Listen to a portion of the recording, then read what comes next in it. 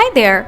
Here is how you find out how much time you have used your iPhone for the last 24 hours or 7 days.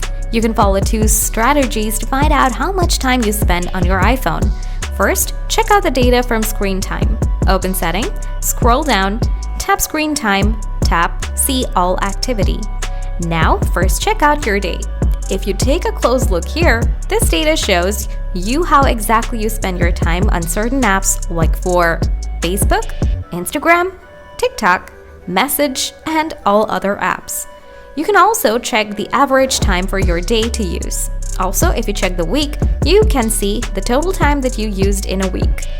Also, to be more precise, you can open Setting, scroll down, tap Battery. You can also check out some of the valuable information for the time. Here, all the apps represent how much time you spend on it. So guys, you can check how much time you spend on your iPhone.